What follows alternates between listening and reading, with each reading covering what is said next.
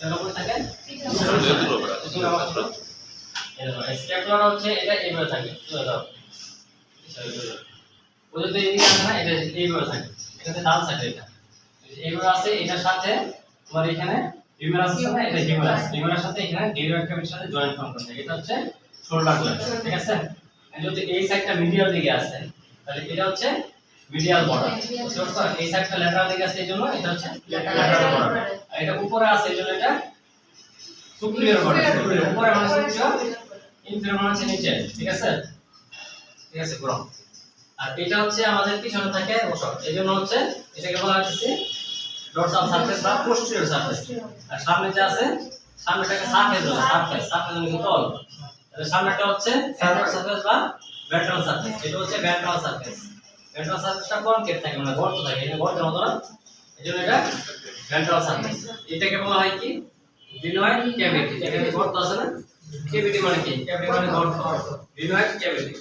তারপর এখানে আরো বিভিন্ন জিনিস আছে দেখো এটাকে বলা হয় কোরাকয়েড প্রসেস এটা কি কোরাকয়েড প্রসেস এটা বলা হয় কোরাকয়েড প্রসেস এই যে এটা আছে না এটার নাম হচ্ছে কোরাকয়েড প্রসেস কি কোরাকয়েড প্রসেস এটা হচ্ছে অ্যাক্রোমিয়ান প্রসেস এটা কি acromion process coracoid process acromion process এখানে যে আমাদের হিউমেরাস আছে হিউমেরাসের হেডের সাথে একটা জয়েন্ট ফর্ম করে জয়েন্টটাকে বলা হয় শোল্ডার জয়েন্ট হবে ফুল সিম্পল কিন্তু তারপরে বলে এটা কি স্পাইন এটা হচ্ছে স্পাইন বুঝতে পারছো স্পাইন সুপিরিয়র আর এই যে অ্যাঙ্গেলটা আছে এটা হচ্ছে এটা একটা অ্যাঙ্গেল না এইজন্য এটাকে বলে সুপিরিয়র অ্যাঙ্গেল আর নিচে একটা অ্যাঙ্গেল আছে এই অ্যাঙ্গেলটা বলে inferior angle superior angle inferior angle এটা স্পাইন এটা হচ্ছে কোরাকয়েড প্রসেস হচ্ছে অ্যাক্রোমিয়ান প্রসেস এটা গ্লিনয়েড ক্যাভিটি ঠিক আছে superior border medial border lateral border ventral surface dorsal surface অথবা অ্যান্টেরিয়র সারফেস পোস্টেরিয়র সারফেস মনে থাকবে রাখি এটা কি সুপিরিয়র অ্যাঙ্গেল এটা ইনফিরিয়র বর্ডার এটা হচ্ছে glenoid cavity coracoid process acromion process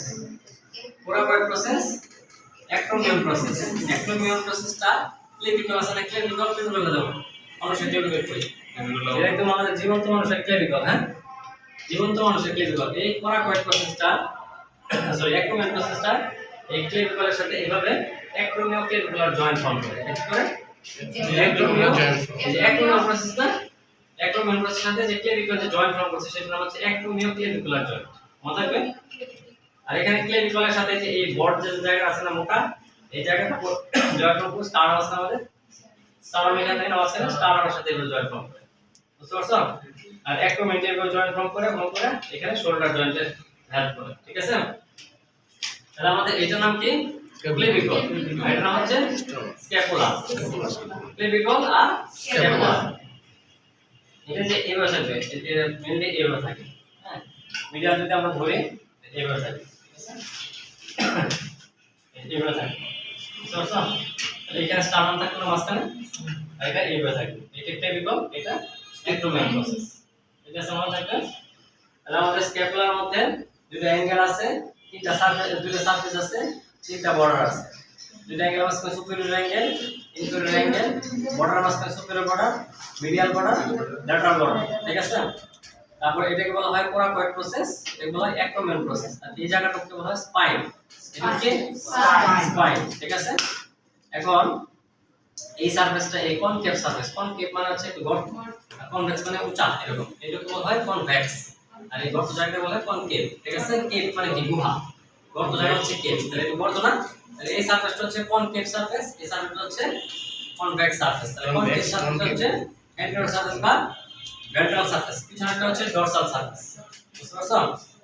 তারপরে এটাকে বলা হয় এটা গোল গর্ত এটা হচ্ছে গ্লিনয়েড ক্যাভিটি ঠিক আছে superior spine inferior spine sorry inferior angle আর এই সবটা জায়গাকে বলা হয় স্পাইন সবটা জায়গা কি স্পাইন মনে রাখবে এটা বিশেষ